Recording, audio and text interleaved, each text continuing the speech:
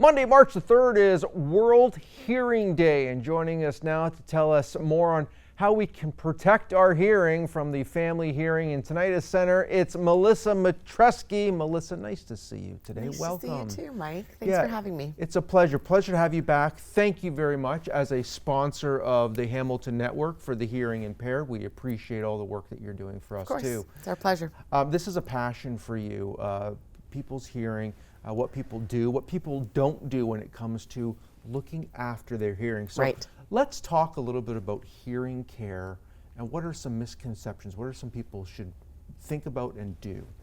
Well, a lot of times people don't realize that our hearing starts to decline quite early on, around the magic numbers around the age of 60, give or take.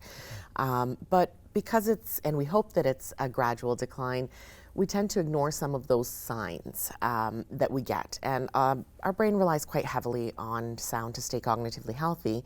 So it's compensating things like lip reading and filling in the blanks when you're missing certain words, looking for context clues and whatnot to fill in the blanks. And you miss all these things until it gets to a point where you're in a social situation or a restaurant with friends or family, and you're having a hard time carrying on a conversation, understanding that speech. And still, many people choose to ignore that when an easy thing to do is just go get your hearing checked. Find a hearing care professional. Figure out where your baseline is and any hearing losses present and how you can proceed with that. We spend so much time on, we always go to the dentist, we always go to an eye doctor. Why isn't a hearing doctor as important? Why isn't it right up there? With the eyes, it's an instant. Something's wrong, we go and get it checked, right? With the ears, as I said, it's a gradual decline. Yeah. And because our brain relies on that sound so heavily, we compensate. As I mentioned earlier, reading lips without realizing we're doing it, paying close attention to speech.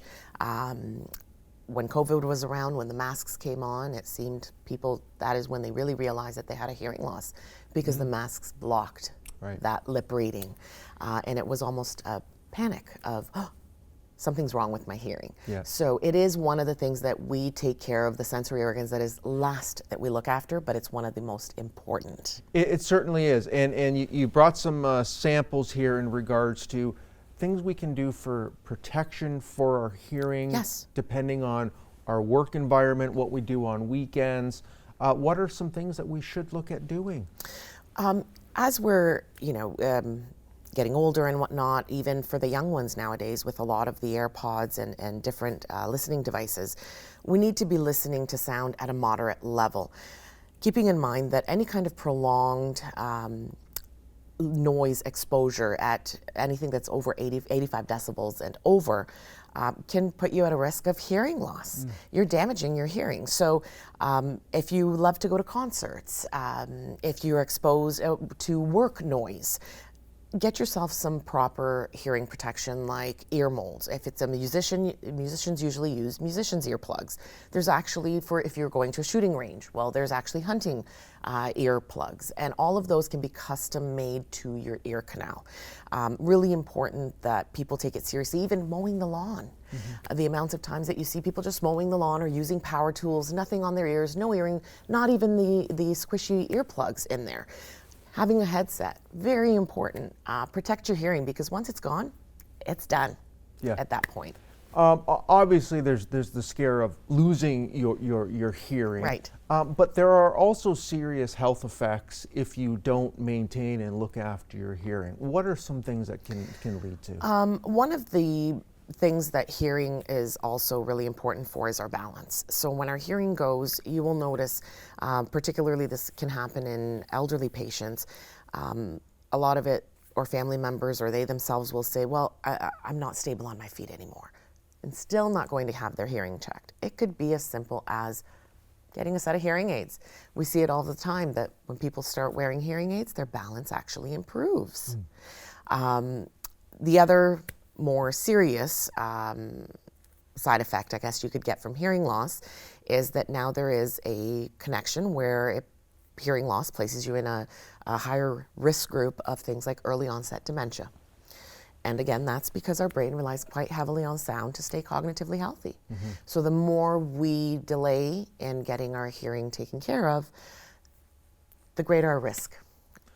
And it's a simple phone call Simple phone call. to someone like you, Absolutely. or someone in your circle who Absolutely. specializes in this. Yes. There's a stigma. Is there a stigma There around is. hearing aids? There is a stigma. The number one reason why people will not wear hearing aids is vanity. They feel it ages them.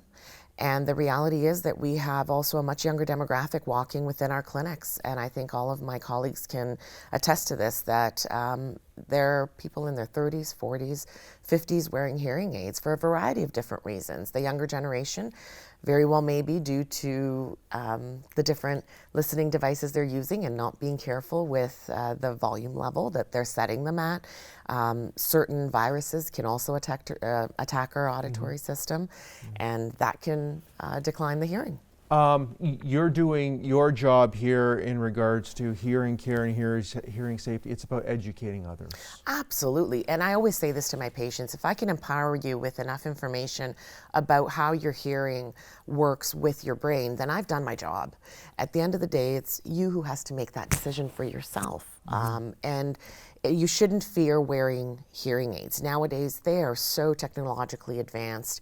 They're no longer the first thing that a lot of people actually will say when they walk into a clinic and they're ready to buy hearing aids is, am I wearing those big monster things on my ears?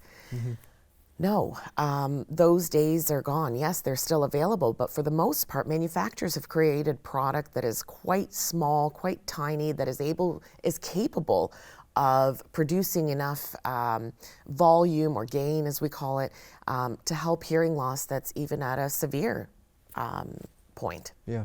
The main message I've gotten out of all this, though, is make the call. Get your hearing checked. It doesn't matter where you are in your life right now. Just get it checked so you know where you are. Absolutely. Get the baseline, as you alluded to. Absolutely. I'm quite encouraged to see that we have a lot of doctors referring to our clinic, and referrals are not needed to get a hearing test.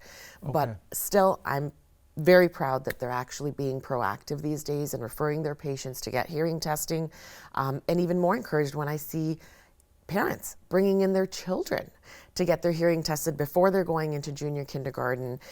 Then years later, maybe 5, 10 years later, doing another check, just ensuring that that hearing is within normal range.